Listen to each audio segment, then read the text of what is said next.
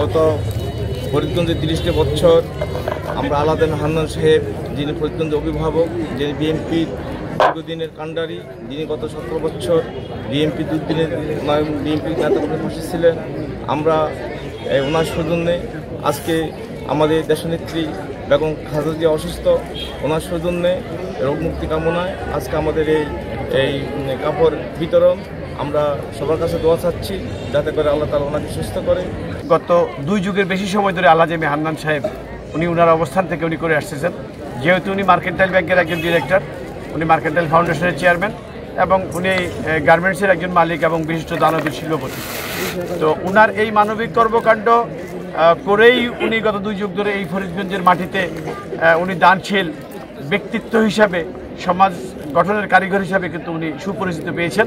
ইফতার সামগ্রী এবং সবচেয়ে বড় কথা হলো করোনা দুর্যোগকালীন সময়ে উনি ওনার পক্ষ থেকে এই মানুষের পাশে এসে দাঁড়িয়েছেন। যখন মানুষ নিজের জীবন নিয়ে শঙ্কিত ছিল, সেই দুর্যোগ মুহূর্তে আলহাজ এম এ হান্নান সাহেব ফরিদগঞ্জের গণমানুষের কথা চিন্তা করে কিন্তু উনি মানুষের মাঝে এসে ওনার সহযোগিতার হাত বাড়িয়েছেন।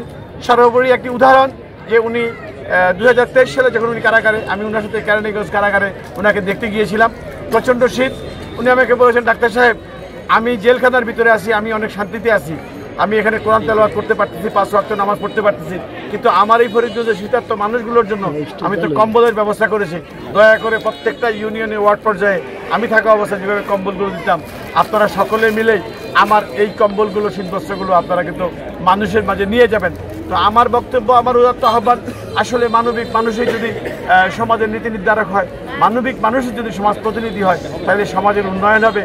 আর এই মুহূর্তে আমাদের দেশনেত্রী বেগম খালেদা জিয়া খুব অসুস্থ, উনি ওনার অবস্থান থেকে আজকে ফরিদগঞ্জে এতিমদের মাঝে খাবার বিতরণ করার ব্যবস্থা করেছেন এবং ফরিদগঞ্জ আলিয়া মাদ্রাসা মাঠে দেশনেত্রী বেগম খালেদা জিয়ার জন্য সকল পর্যায়ে সকল স্তরের মানুষের পক্ষ থেকে কিন্তু মিলাদ এবং দোয়ার আয়োজন করা হয়েছে।